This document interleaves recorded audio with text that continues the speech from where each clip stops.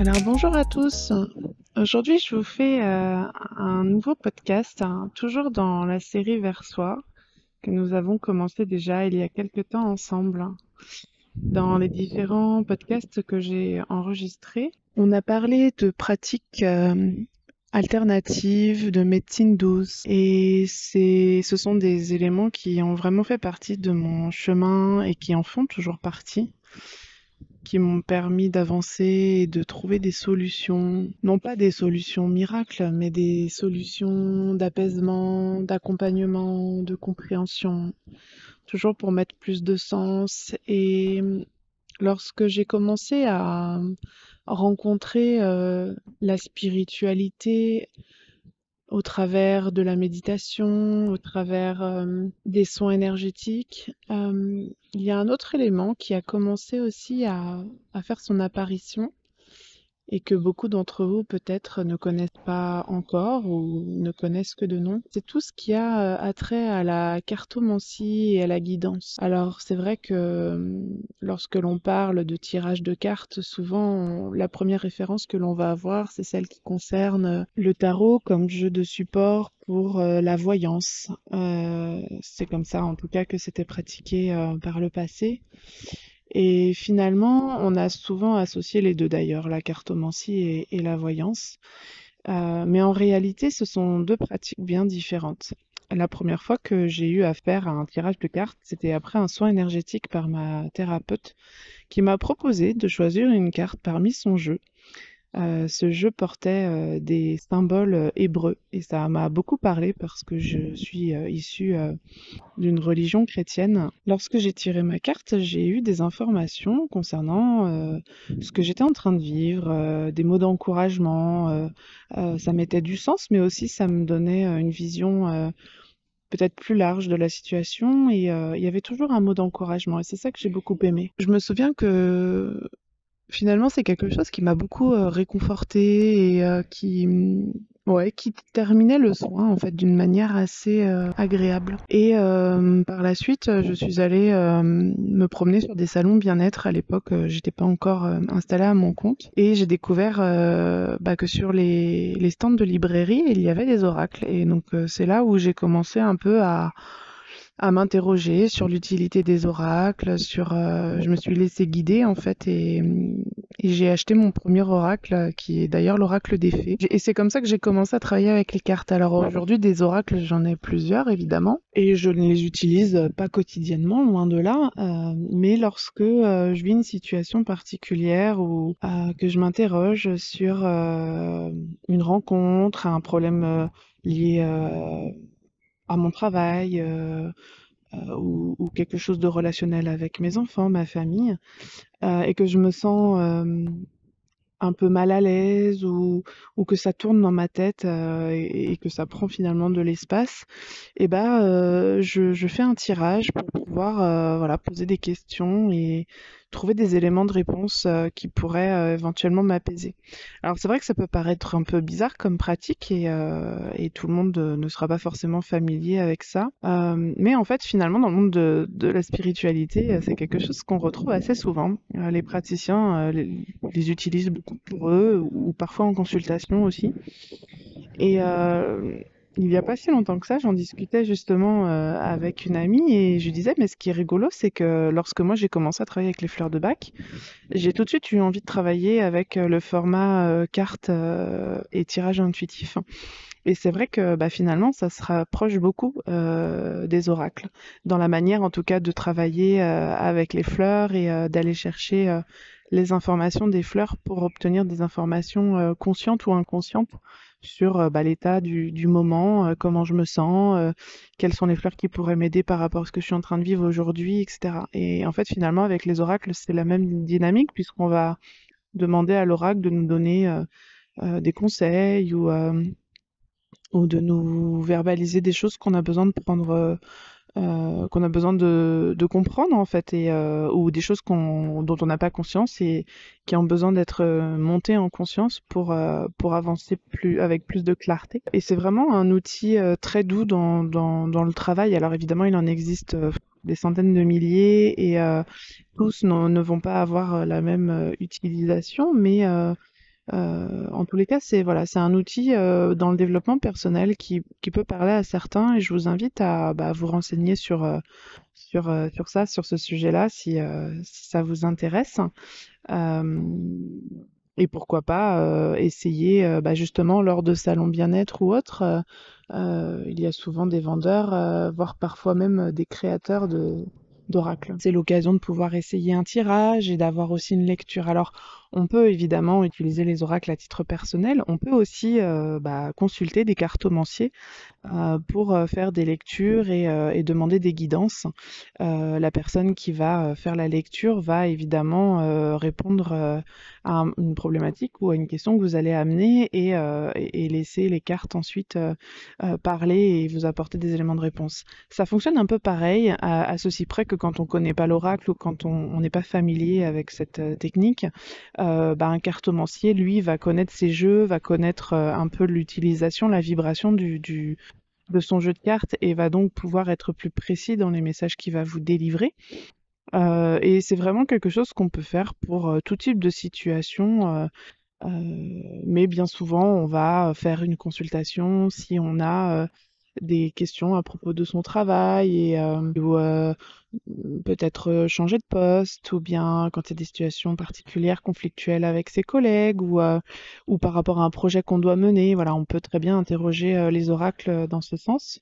On va aussi souvent retrouver des consultations ou l'envie en fait de poser des questions aux oracles dans une situation de rencontre amoureuse parce que la rencontre nous chamboule et que on a envie d'être rassuré sur le bien fondé de la rencontre. Ça peut être aussi en cas de problématique dans le couple déjà installé. Ça peut être sur des choix aussi à faire avec l'autre ou des choses à débloquer. Donc voilà, ça peut toucher toute la sphère amoureuse et relationnelle. Et puis relationnel, ça va aussi dans les rapports qu'on peut avoir avec les membres de sa famille, ses amis. Enfin voilà, ça s'étend vraiment à tout type de relations. Et c'est souvent dans ces cas-là qu'on va retrouver les guidances. Il y a aussi beaucoup de gens qui consultent les cartomanciers concernant des états de maladie avec des questions sur la mort, sur le moment où peut-être la personne risque de mourir ou pas, guérir ou pas, etc. Donc voilà, ce sont des moyens de pouvoir poser des questions à nos guides, de pouvoir poser des questions à l'univers et ce sont finalement des moyens de capter certaines vibrations. Il y a des gens qui vont donner beaucoup de sens, par exemple, à la rencontre d'un animal lors d'une balade ou des signes particuliers, une plume sur son chemin voilà, donc c'est une autre manière en fait de lire les signes parce que finalement ce ne sont que des captations de vibrations et après c'est libre d'interprétation évidemment et pour autant ce ne sont que des guidances, c'est-à-dire que ce ne sont pas des vérités absolues et il ne s'agit pas non plus de ne fonctionner qu'avec ça, sinon on perd vraiment à la fois son libre arbitre, mais aussi sa notion de responsabilité, puisque quoi qu'il arrive, nous sommes chacun amenés à faire des choix, et c'est ça le plus important malgré tout, c'est de se positionner et de faire des choix en conscience. Alors pourquoi je vous parle de cet outil? C'est parce que je pense qu'aujourd'hui, beaucoup de gens voient encore très très mal la cartomancie et l'associent vraiment aux arts divinatoires, et pour autant, c'est vraiment différent. Moi, je suis pas particulièrement adepte de tout ce qui est lié à la voyance et parce que je crois vraiment que on peut prendre tous les chemins qu'il existe et que ça dépendra juste vraiment de notre positionnement. Il n'y a pas, les choses ne sont pas forcément écrites de manière figée à l'avance, même si pour moi il y a quand même une sorte de chemin global tracé avec des balises par lesquelles on va forcément passer au cours d'une vie.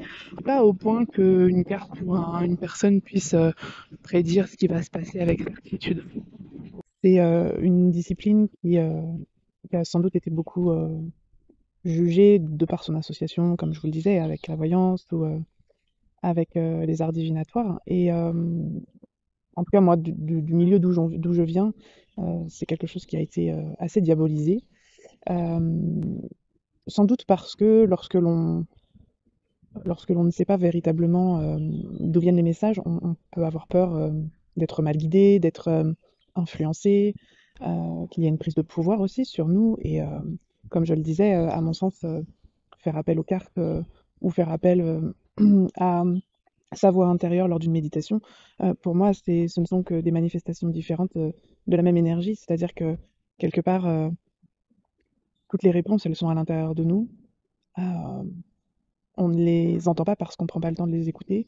Et ces outils que sont la méditation, euh, que ce soit, donc, comme je le disais, un tirage de cartes ou la consultation même d'un praticien en soi, c'est une manière extérieure de d'aller écouter en fait cette information et on est quand même plus enclin à la base parce qu'on a été, je pense, éduqué comme ça dans notre société à écouter ce que l'autre va nous dire plutôt que d'aller chercher cette écoute intérieure.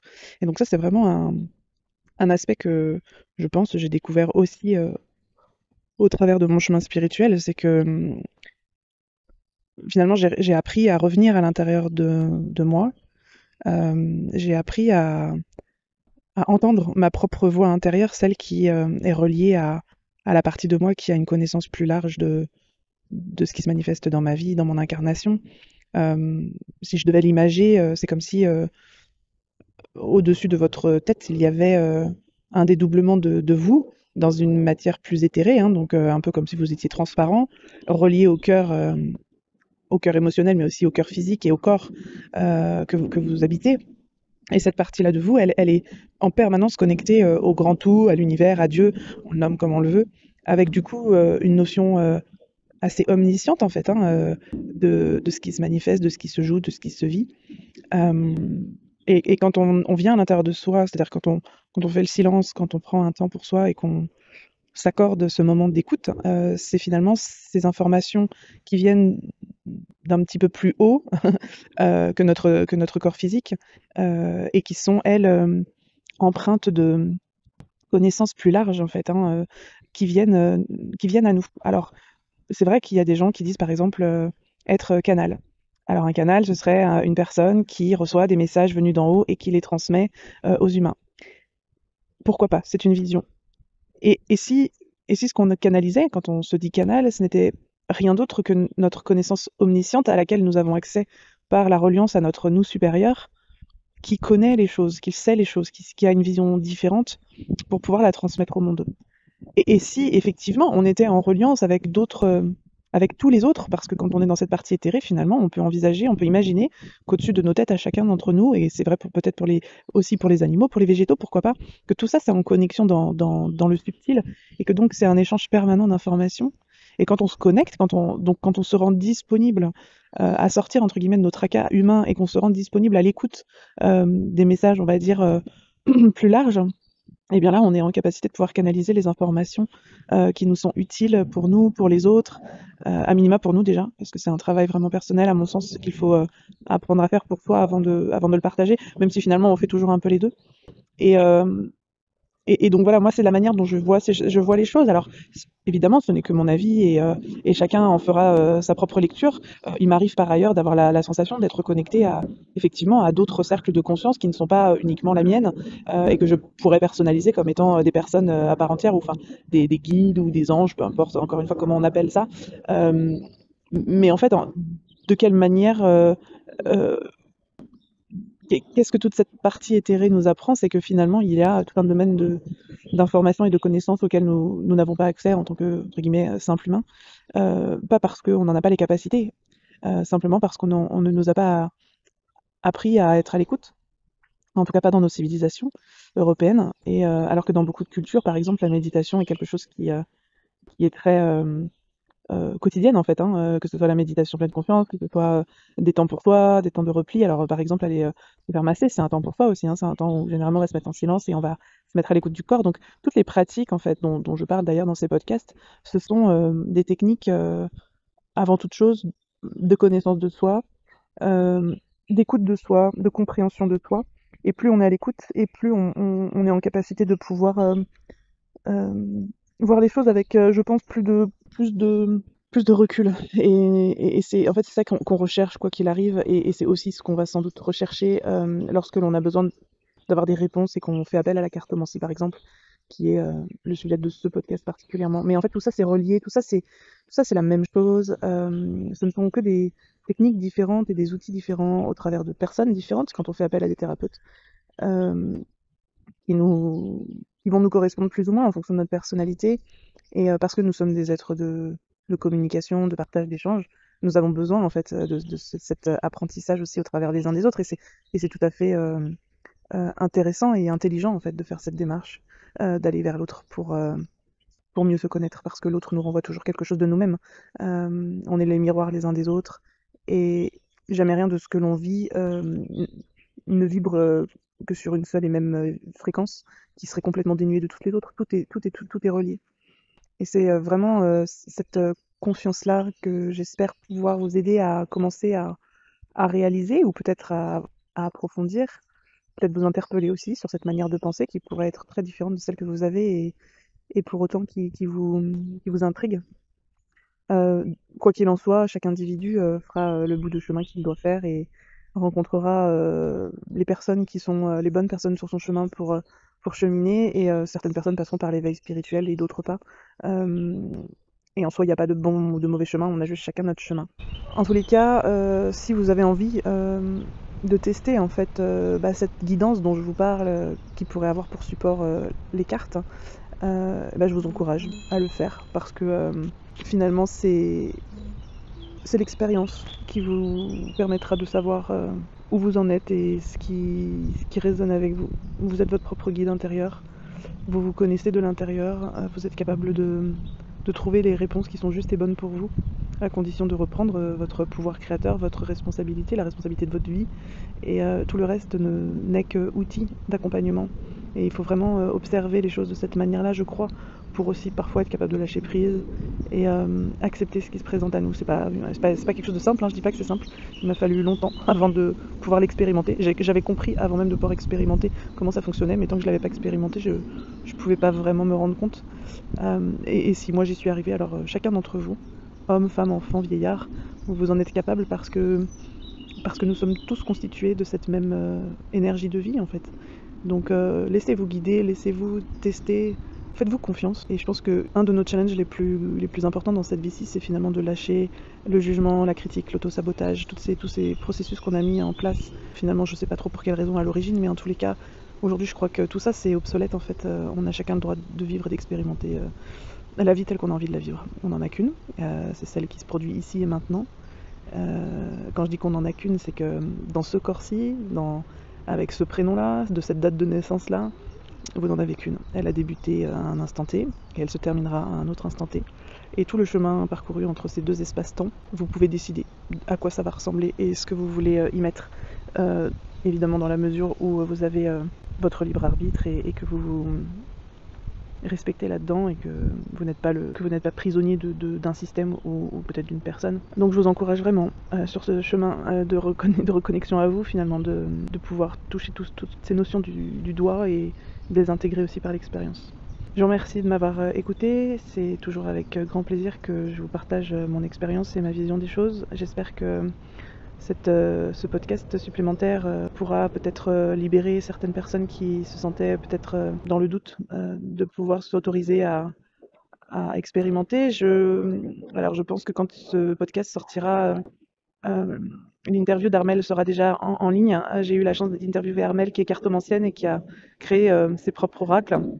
Elle est assez jeune et vraiment j'ai beaucoup aimé passer ce moment avec elle pour apprendre un peu plus sur son parcours et puis aussi qu'elle nous partage un peu la manière dont elle pratique et comment elle accompagne les gens.